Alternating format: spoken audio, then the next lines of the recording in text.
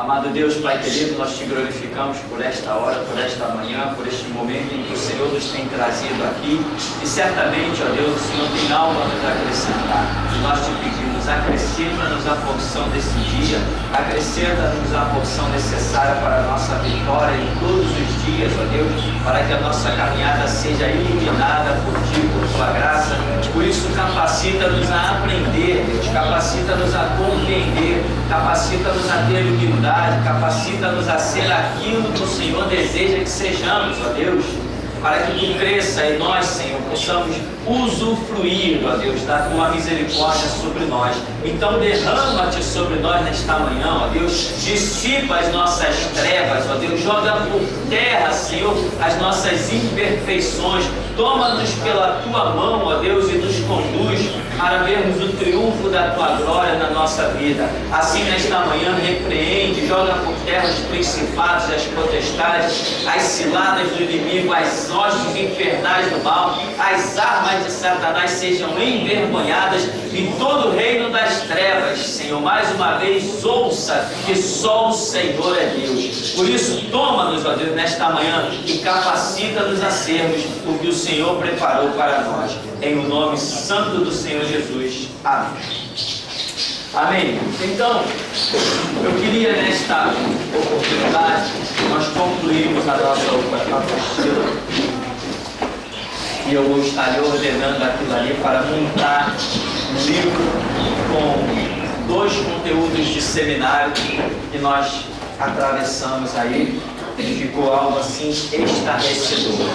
Então nós vamos estar trabalhando com esse material, aqueles irmãos que forem chegando novos na igreja, passando isso para os irmãos, mostrando o quanto é importante tomar conhecimento de tudo aquilo. E no demais aqui do nosso seminário, até terminarmos a obra, que também teremos novas organizações, nós vamos então estar trabalhando com coisas soltas, né? Coisas que vão surgindo no dia a dia, coisas que precisam ser comentadas, coisas que nos faltam um posicionamento, muitas vezes, porque com a posição da igreja em dadas situações, o que a Bíblia diz, tem coisas que a Bíblia não diz, mas existe um caráter que Deus colocou em nós, e quando esse caráter está ameaçado de ser violado, alguma reação nós temos que ter. O caráter cristão não pode ser violado, mesmo quando estamos diante de uma situação que a própria Bíblia não diga.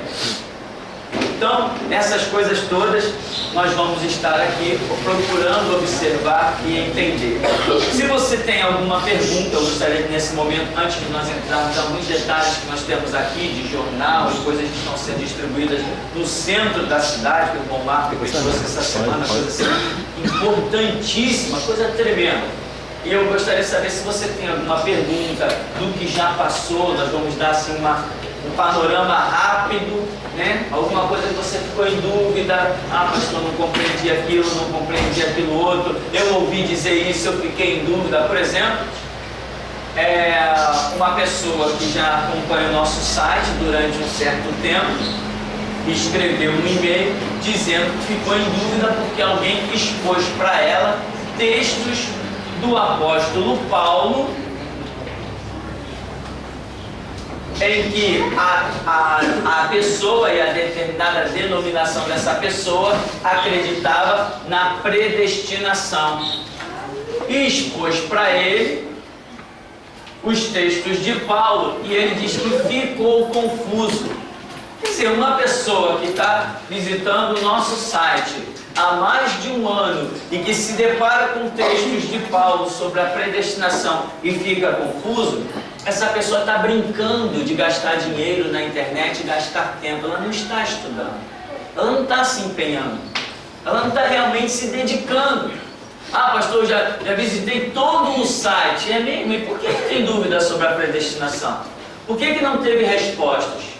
Porque a predestinação é uma doutrina satânica e a Bíblia desmente e condena ela claramente. Não, mas Paulo, primeiro detalhe que eu sempre digo, nós somos discípulos de Cristo Jesus. Então, mandamento só pode sair daqui. Se é mandamento, tem que sair daqui, do fundador da igreja. E as pessoas, o camarada, depois de mais de um ano passeando pelo site, vem dizer que ouviu na rua alguém falar com ele e ele ficou em dúvida sobre a predestinação. Não resta mais espaço para isso. O site está lá, já está de novo, agora está como Geração de Mártires, né? Geração é sem cedilha e sem tio, né? Geração de Mártires. .space.livre.com, porque o grito da meia-noite, eu sabia que isso ia acontecer. Eles não iam me resistir tanto tempo. Mandaram tirar o nosso site, o grito da meia-noite, do ar. Todo o conteúdo já está em Geração de Mártires. Nós já estamos vendo assim a possibilidade de espalhar isso para tudo que é canto pela internet. Quando eles tirarem um, já tem outro lá funcionando. É só redirecionar as pessoas. Amém? Como escreveu um irmão aí atrás do carro, né? Ninguém cala essa voz. Não cala, meu irmão. Nem preso a minha voz calou. Calou? Não calou. Nem preso. Por quê? Eu continuei falando através da internet, continuei falando através de rádio, continuei falando e vou continuar falando. Enquanto eu estiver vivo, eu vou continuar falando. Bom, então, alguém tem dúvida? Gostaria de fazer alguma pergunta? Gostaria de colocar alguma coisa? Alguma coisa que aconteceu aí durante a semana? Foi impactado por alguém? Por uma doutrina diferente? Uma observação nova? Ninguém?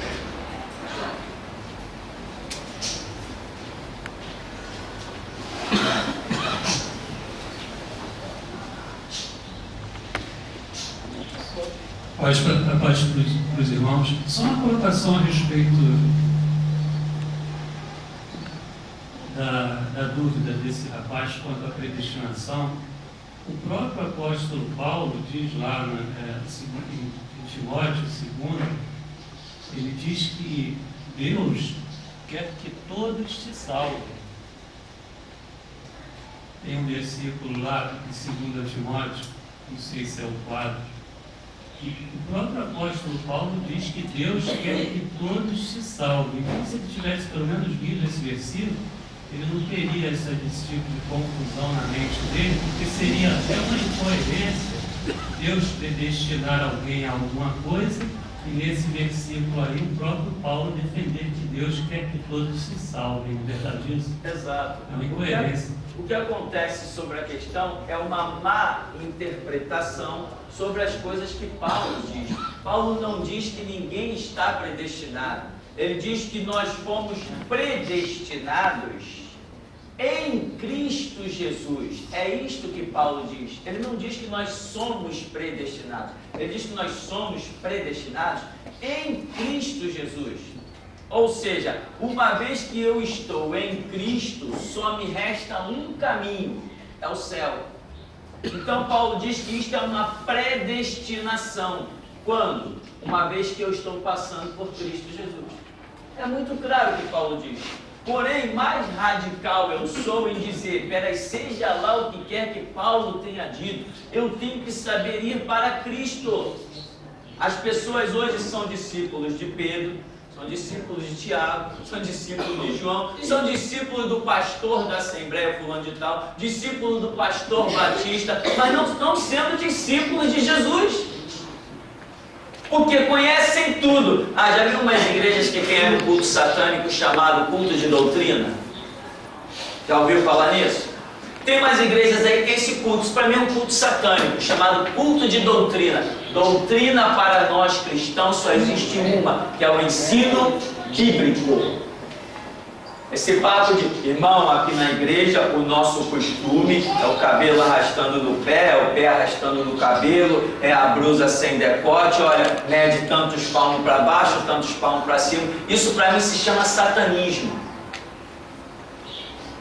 Para mim isso se chama satanismo, não se chama culto de doutrina. Culto de doutrina para mim é escola bíblica, é seminário, isso aqui é culto de doutrina, onde nós mergulhamos na escritura para aprender o que a Bíblia diz. Então, quando Paulo fala predestinou, ele diz em Cristo Jesus, está lá em Efésios, parece capítulo 5, nos predestinou em Cristo Jesus. Ou seja, uma vez que você está em Cristo, não adianta nem você desejar ir para o inferno.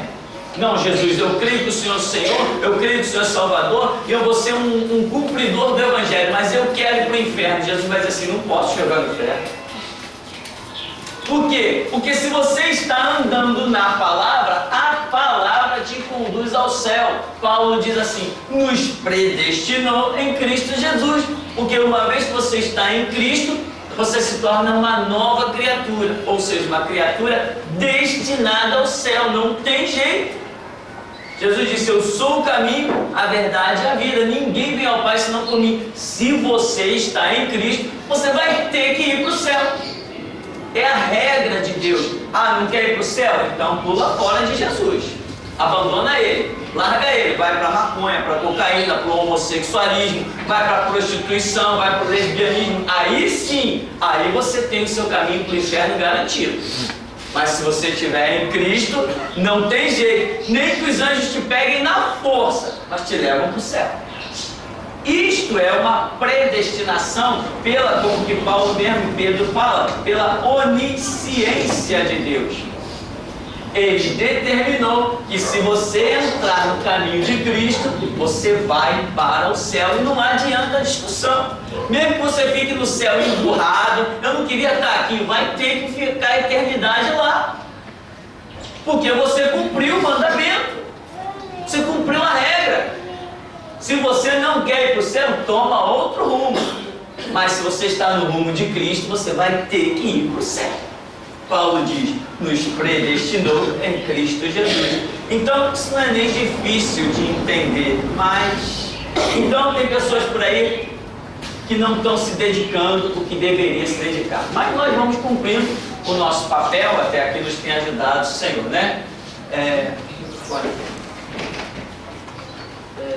Pastor, ao longo do seminário, teve um estudo sobre Jesus passar 3 dias no seio da terra.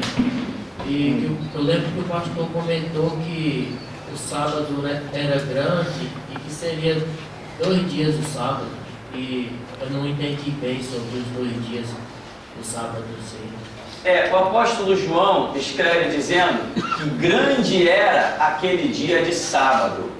E quando nós pesquisamos, alguns historiadores colocam que naquele período em que Israel está debaixo de um jugo romano, ainda lhe era permitida a celebração da Páscoa, e essa celebração da Páscoa estava se dando por 2 dias. Antes, quando eles eram livres, eles celebravam isso aí com 14 dias, parece 21 dias. Era muito tempo que eles celebravam isso. Mas debaixo do jugo romano, alguns historiadores colocam que apenas 2 dias eles celebravam a Páscoa. Então eles pegavam aquele sábado e transformavam ele num sábado de 48 horas. Então Jesus morreu na sexta, né? Como a Bíblia diz, e ressuscitou no domingo, na manhã do primeiro dia. Mas aqui nós temos um sábado e mais outro sábado, porque era o sábado da Páscoa de 48 horas. Então, aí nós vemos se cumprir que Jesus ficou sepultado 3 noites, né? E 2 dias. Ele fica sepultado a partir da noite de sexta-feira, né? Então, vai dar 3 noites e 2 dias em que Jesus fica sepultado. E ele ressuscita na manhã do 3º dia. Então ele não ficou sepultado o 3º dia. Por isso, como um dia para Deus é como 1000 anos, 1000 anos como um dia, nós também por aqui cremos que neste milênio, no 3º, Jesus não ficará oculto. Mas na manhã deste 3º dia, no começo deste 3º dia, Jesus Cristo voltará, ressuscitará. Isso aqui é 1 mais 1 igual a 2. Claro, irmão, depois de 10, 20 anos de estudo, fica fácil. Tá bom? Então, essa questão, que festa era essa que era celebrada? A Páscoa. Esse costume da Páscoa, mesmo sob o jugo romano, ele foi mantido, porque era uma forma do Estado romano dominar Israel pacificamente, deixando eles fazerem suas festas. Oh, vocês querem fazer a festa das cabanas? Pode fazer. São escravos, estão lá. Vocês querem fazer a festa da Páscoa? Pode fazer. Vocês querem que na Páscoa eu solte até um prisioneiro para vocês? Eu vou soltar. O importante é que vocês fiquem quietinhos e esqueçam que são escravos. Se vocês esquecerem que são escravos, pode comer, beber, dormir. Quer salário? Ô Caifás, vou te dar tanto para tu manter a paz com esse povo. Acabou. Amém? Desde que não esqueça que é escravo, desde que esqueça que é escravo, fique quietinho, está tudo bom. Eu vi um filme que José foi prosperando na casa de Potifar, aí trocaram as vestes de José. Aí José está usando aquela roupa branquinha, bonitona, arrastando no chão. Aí ele chega perto de um escravo, dando ordem, organizando. Aí o escravo diz assim: José, eu ainda espero usar uma roupa que nem a sua. Aí ele falou assim: que diferença faz a roupa? Eu ainda sou um escravo. Mas tem gente que esquece isso. Poxa, o meu salário, eu sou delegado, eu ganho 8 mil reais por mês. Que diferença faz o salário? Ainda é um escravo. Então, meu irmão, vamos seguir nas perguntas.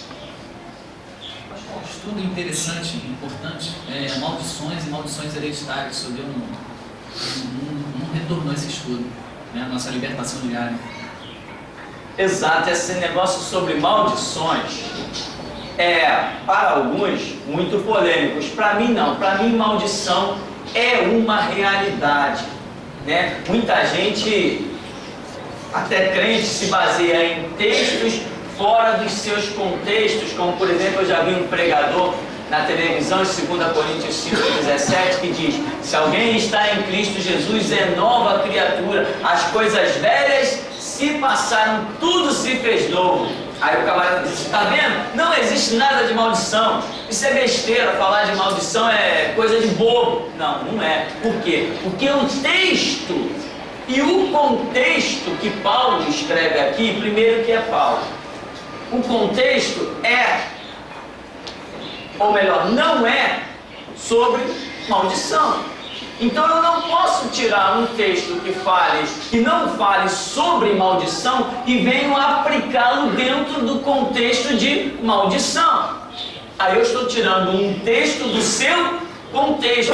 Se eu quiser saber o que a Bíblia fala sobre maldição, eu tenho que pegar minha chave bíblica, meu dicionário bíblico, tenho que dedicar o meu tempo, pesquisar e ir lá descobrir o texto, as situações em que eu veja na Bíblia a maldição. Por exemplo, uma delas que fala é Ezequiel. Josué abriu a boca e lançou uma maldição, não foi? Quando ele destruiu qual cidade?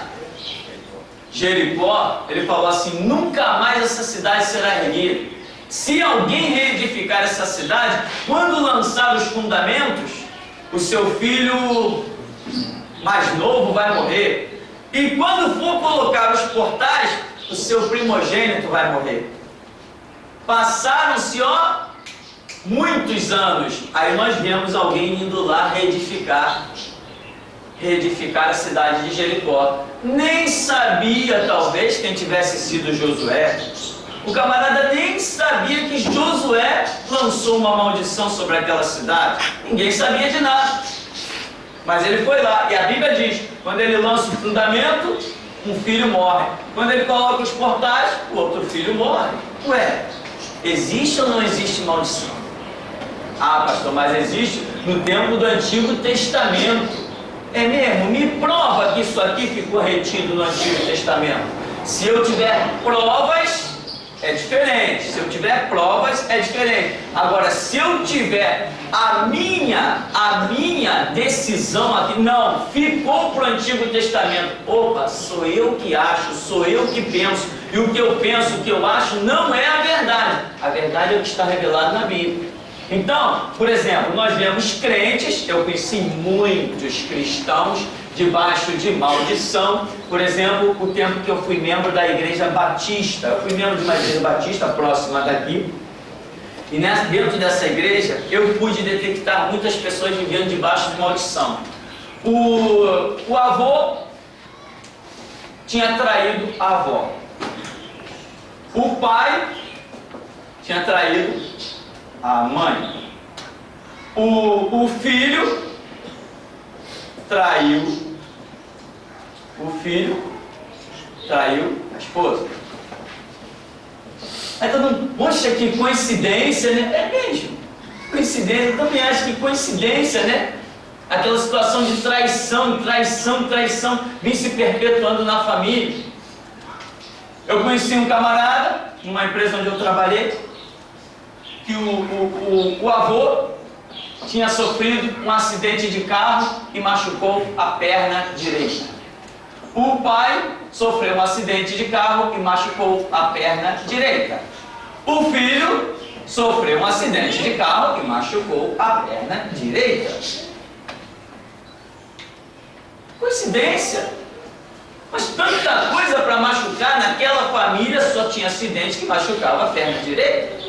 Nós estamos diante de uma maldição que nós cristãos chamamos de maldição hereditária. É aquela maldição que ela vai passando dentro daquela linhagem genética. Essas coisas acontecem no mundo espiritual. Lembra que em Êxodo capítulo 20, o Senhor diz assim: porque eu visito a maldade dos pais nos filhos até terceira e quarta geração daqueles que me aborrecem. Ora, isso aqui eu acho que é uma maldição. Eu acho que é. Mas eu faço misericórdia a milhares dos que me amam e guardam os meus mandamentos. Eu acho que isso aqui aqui é maldição, aqui é bênção. Lembra daquela mulher que chegou diante de Eliseu? Meu senhor, meu filho e eu estamos para morrer de fome, mas tu sabes que o meu marido, servo de Deus, temia o Senhor. Eliseu ouviu aquilo: o teu marido temia o Senhor? O que tu tem em casa? Só um pouco de farinha. Tá, vai lá, enche, transborda, paga a tua dívida. Porque ela fez menção do marido dela. Ela não disse: eu temo ao Senhor. Não, o meu marido, o pai desse menino aí que está para ser levado como escravo, o pai dele temia o Senhor. Opa, Eliseu na mesma hora recebeu a revelação e falou: a bênção vai continuar. Nós estamos diante de bênçãos e maldições, que é uma realidade. E como é uma realidade? Já orei por pessoas, né? E manifesta demônio. Demônio, como você entrou nessa vida? Não, eu não entrei na vida dela. Como você entrou então? Eu entrei na vida da avó dela. E venho passando de geração em geração. Como você entrou na vida da avó dela? Por causa de um aborto. Quando a avó dela fez um aborto, na situação, não necessariamente por causa do aborto, mas a situação, o demônio disse que teria entrado naquela vida e vinha se perpetuando de geração em geração. Então, as maldições são uma realidade. Você pode ver, parece que nós temos alguma coisa escrita sobre maldição, não sei se na apostila tem, mas nós temos gravado isso, sim. E então você vê com Josué a situação. Você vê ali, como eu citei em Êxodo, né? Você vê em Ezequiel falando especificamente, usando a palavra, o termo maldição. Noé. Malaquias, né? Que diz: com maldição sois amaldiçoados. Na questão do dízimo, não é isso? Malaquias, capítulo 3, 3:10, por aí. Então, Malaquias, a questão de Noé. Lembra que Noé lançou uma maldição sobre os seus filhos? Bênçãos e maldições. Noé tinha 3 filhos. Era Sem, Cã e Jafé. Lembra que esse aqui, o viu nu e foi contar para os seus irmãos? Esse aqui teve um filho chamado Canaã. Noé, quando sabe daquela situação do filho, etc., ele diz assim: maldito seja Canaã. Ele não amaldiçoou o seu filho, ele diz: maldito seja Cã, que me viu nu. Ele, maldito seja Canaã, ou seja, ele já fez menção de que o que ele queria amaldiçoar era toda a descendência.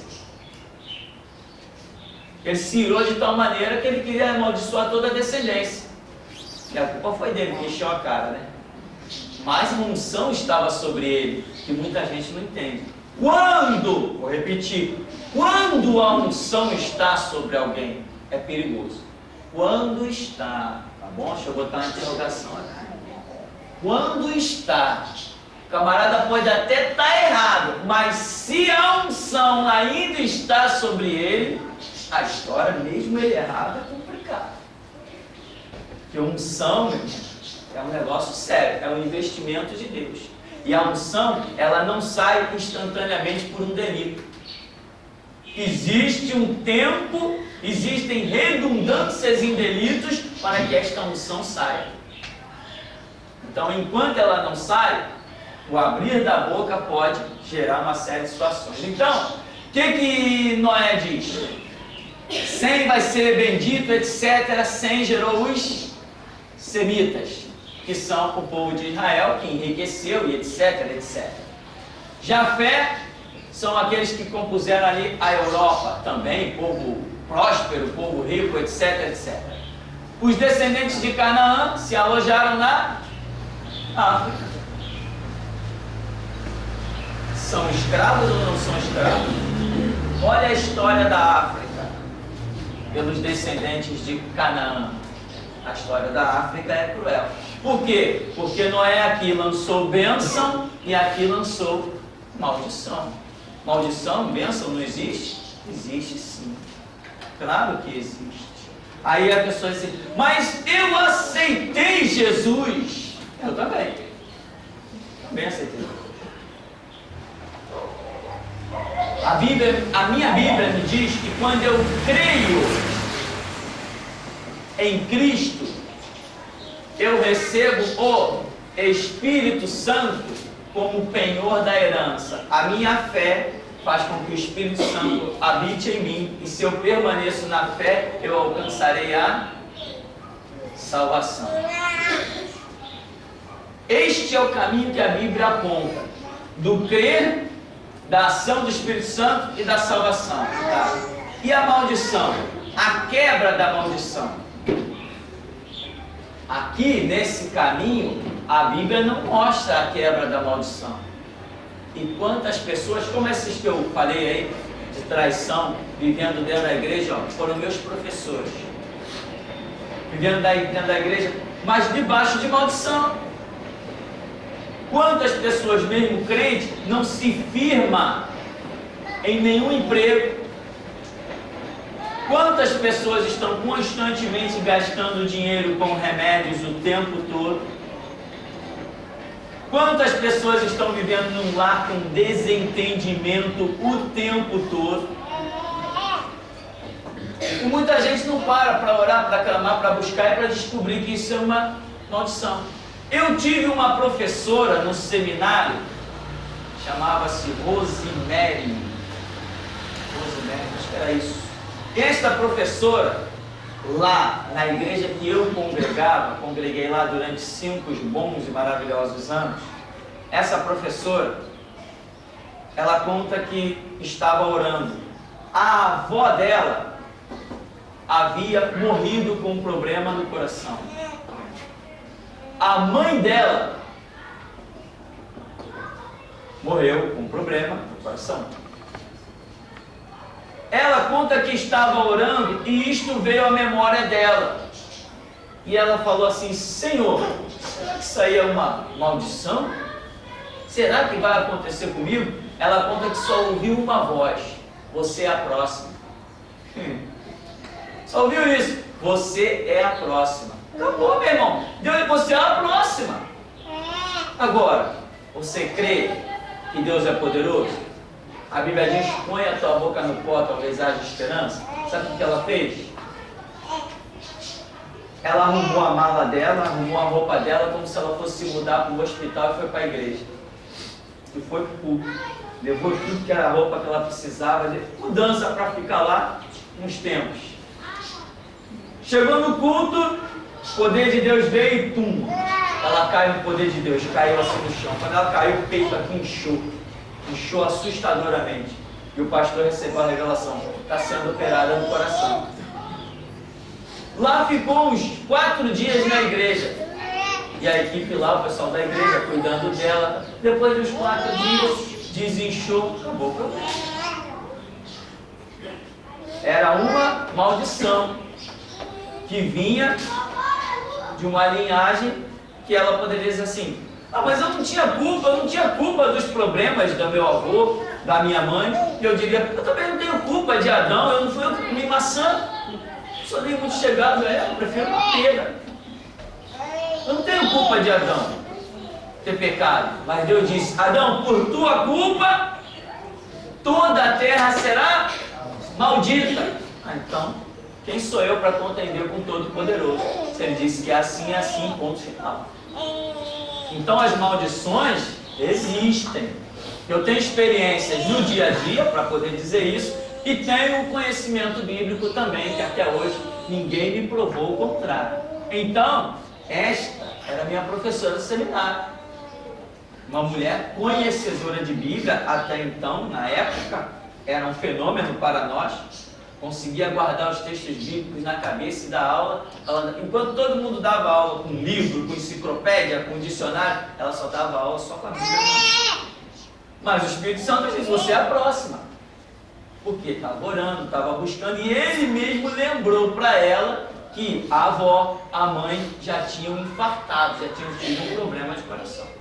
E ela seria a próxima, e a prova nós vimos na operação que Deus fez lá diante dos nossos olhos. Então, maldições existem.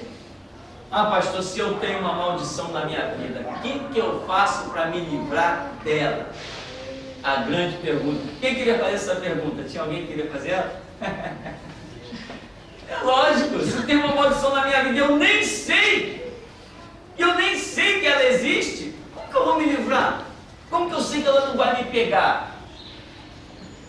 Aí é que está a questão, né? A Bíblia diz em João 10, Jesus Cristo disse assim: eu vim para que tenham vida, e vida em abundância.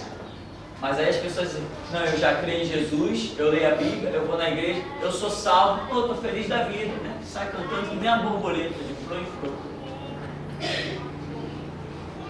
Quando Jesus diz: eu vim para que tenham vida e vida em abundância, ele mostra muitas regras para que esta vida em abundância aconteça.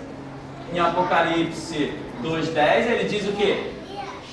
Ser fiel até a morte. Então ele está demonstrando uma situação bem extrema. Em Apocalipse 12:11 ele diz o quê? Eles venceram pelo sangue do Cordeiro e pela palavra do testemunho e não amaram suas vidas até a morte. A Bíblia nos mostra como exemplo Estevão debaixo das pedras, nos mostra Daniel na cova dos leões, nos mostra Sadraque, ou seja, a Bíblia nos mostra pessoas libertas, abençoadas, instrumentos de Deus, pessoas que estão apostando a vida. O camarada diz assim: não, eu leio a minha Bíblia todo dia, eu vou para a igreja, todos os cultos, eu não falto em nada. Ele acha que isso é bastante. A Bíblia nos mostra pessoas apostando a vida em Cristo. E eu acho que eu posso ter uma vidinha medíocre e que vou ser livre de uma maldição? Não, a maldição é algo que é gerado no campo espiritual. Ela está lá. A maldição ela é gerada no campo espiritual, no mundo espiritual ela é gerada. Alguma coisa aconteceu e aquela maldição foi gerada. Para que aquilo seja quebrado no mundo espiritual, a minha vida, irmão, não pode ser uma vidinha.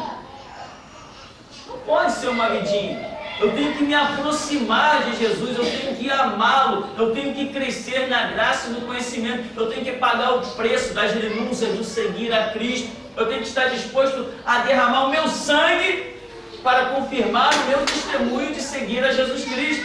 E muitas pessoas estão vivendo uma vidinha medíocre. Ah, eu sou professor da escola dominical. E daí, meu irmão? Tem igreja por aí que até o diabo dá aula na escola dominical. Você acha que isso é alguma coisa? Eu creio em Jesus. A Bíblia diz que até os demônios creem e estremecem. Então, você tem uma maldição na sua vida? Tem um problema? Ele não vai ser quebrado porque você entrou na igreja. Não, naquela igreja os mortos ressuscitam, o diabo corre, os anjos passeiam, mas a maldição está aí na sua vida. Então você tem que ter vida com Deus, é você e Deus. Comunhão. E outra coisa, tem gente que não tem o conhecimento e nem sequer ora, mas você aqui tem essa oportunidade. Você está vendo que existe a maldição. Dobra os teus joelhos. Deus, se tem alguma maldição na minha vida, acaba com ela. Me dá a graça e vai buscando, vai buscando, vai buscando. Então, esta é a realidade. A maldição está lá no campo espiritual. E quando menos você espera, ela se manifesta. Você vai caminhando a sua vida muito bem. Você vai girando o mundo, de repente, pá! Quando você passa ali, alguma situação te transporta para ali, aí vem todos os problemas que você não imaginava. E às vezes você não resiste.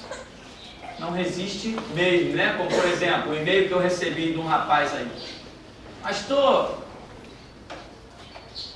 eu ia na igreja e ia para a prostituição. Ia na igreja e ia para a prostituição. Mas agora que eu conheci o seu ministério, eu não quero mais me prostituir.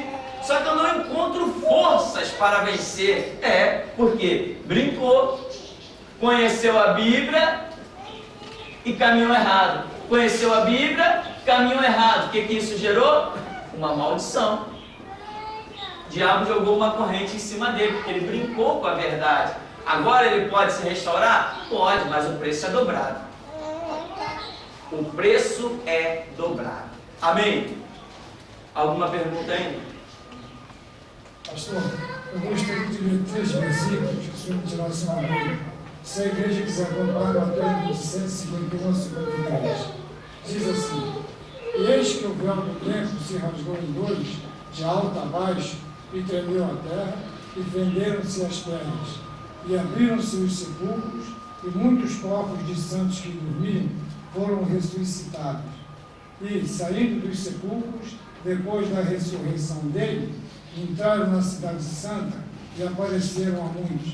Eu gostaria que o senhor me explicasse que santos são esses que ressuscitaram Jesus. Certo. O que acontece? A Bíblia, sobre esse contexto, a Bíblia encerra a narrativa aí.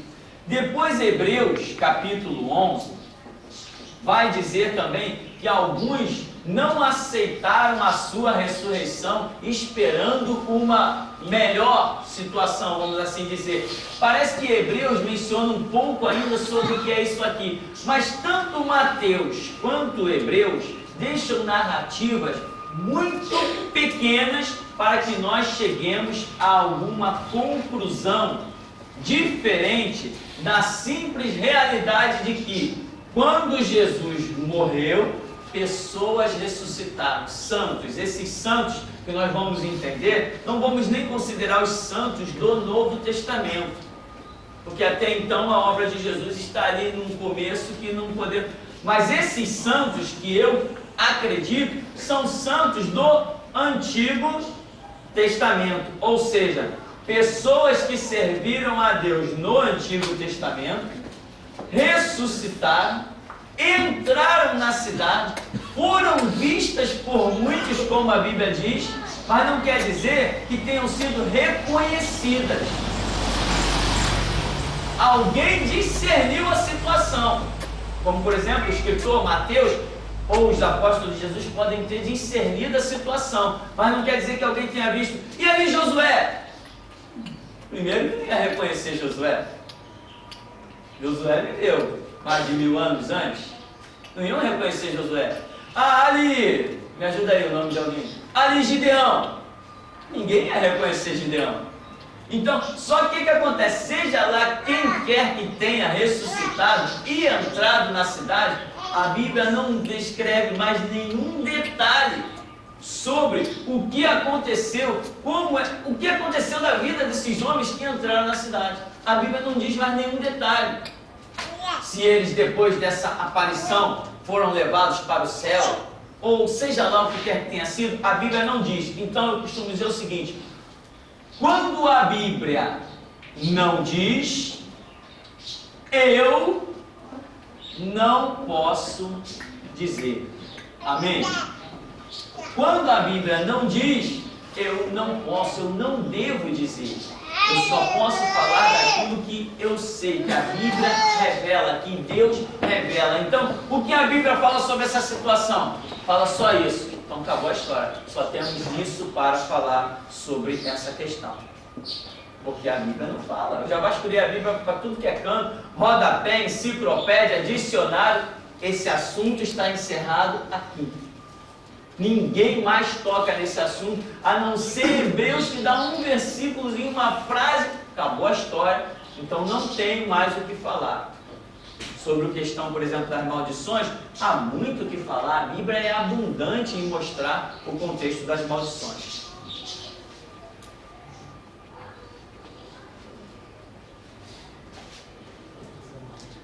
Pastor, voltando ao assunto de maldições, né? Nessa situação, a pessoa, o avô morreu de câncer, o pai morreu de câncer, o filho está de câncer. Um exemplo, antigamente aqui já teve cultos aqui de quebra de maldição e de traumas, certo? Digamos que essa pessoa foi curada até aqui mesmo, de um câncer. Ela se enfraquece na fé. Essa maldição retorna a ela. Pode fazer até uma comparação com os assim, em Lucas 11:24, né? O espírito sai, o espírito maligno, entendeu? Ele retorna depois. Isso acontece também com a maldição. O que acontece? Ela retorna. Eu não gostaria nem de ser tão específico se há a maldição, ela especificamente. Mas eu vou ser um pouco mais abrangente, até para evitar erros meus mesmo, porque nós não temos o conhecimento total de tudo. Mas eu vou, ao invés de eu dizer maldição, eu vou dizer situação. Como você mesmo mencionou, a Bíblia diz que se o espírito sai de alguém, o espírito maligno, ou o espírito maligno, eu posso dizer o mal, né? O espírito maligno é igual ao mal. Então, se o mal ou se o espírito maligno sai de alguém, aí a Bíblia diz, ele anda por lugares áridos, ou seja, anda em tormento, e decide o quê? Voltar para sua casa, ou seja, voltar para aquele corpo que antes ele possuía. E a Bíblia diz que se ele chega e acha aquele lugar vazio, adornado, ou seja, adornado o quê? Pronto para recebê-lo, ou seja, sem a ausência do Espírito Santo, então a Bíblia diz que ele entra e traz consigo outros 7. 7 não é numeral, 7 significa perfeição. Significa que agora ele vai atuar ali de uma maneira muito pior do que o que atuava antes. Então diz que o estado daquela pessoa se torna pior, ou seja, a situação daquela pessoa se torna pior. Nessa situação que se torna pior, pode ser que voltem as maldições, mas não só as maldições. Se vai ser pior, vai ser muito mais coisas. Outras coisas muito mais terríveis vão acometer aquela pessoa. Por quê? Porque ela conheceu a graça de Deus e se desviou da graça de Deus. E a Bíblia diz que aquele que conheceu da boa palavra, provou os dons celestiais e a virtude do século vindouro e se desviou, melhor lhe fora que não tivesse conhecido. É isto o que a Bíblia diz. Ou seja, a condenação, os castigos são piores para quem conhece e se desvia do que para quem não conhece. É isto o que a Bíblia diz. Então, eu não vou nem classificar a maldição especificamente, não, mas a situação daquela pessoa, com certeza, vai se tornar pior. Vou ficar para depois, né? Mas é o seguinte, o pastor falou sobre posicionamento, né? Muitas vezes a gente começa a falar e as pessoas perguntam qual é o nosso posicionamento sobre determinados assuntos, né? E um deles, assim, em relação à doação de órgãos, sangue, né? E sempre aparece essa pergunta, e a Bíblia não diz nada assim, até fala sobre os animais, como a carne no sangue e tal, né? Então, a gente queria saber assim, qual seria o nosso posicionamento sobre isso. Eu acho que é a dúvida de muita gente. Será que nós estaríamos praticando isso como um meio da medicina moderna, né? E estaremos ao mesmo tempo assim, passando por cima de um mandamento de Deus, assim, da criação, né? Criou o individual. Se tirar o sangue de um e botar no outro, será que isso afligiria assim, uma coisa, uma regra de Deus? Exato. O que acontece? Essa questão das doações, no meio evangélico, eu vi uma polêmica muito suave sobre isso. Eu não vi grandes conflitos sobre isso. Por exemplo, eu conheci um pastor batista e ele tinha doado todos os órgãos dele. Ele tinha uma carteirinha que andava com ele. A hora que ele morresse, estava doado tudo, até os fios de cabelo dele estavam doados. Então, dentro da cabeça dele, ele não viu nenhum problema. Porém, dentro da própria igreja, né, tinha pessoas que diziam assim: não, se eu doar o meu coração, quando eu ressuscitar, como é que vai ser se na hora que eu estiver ressuscitando, meu coração estiver em outro? Será que meu coração... Aí começa as coisas, né? Vai sair de um, vai vir... Aí, meu irmão, aí toma-lhe viagem. Mas esses comentários foram muito poucos dentro de igreja.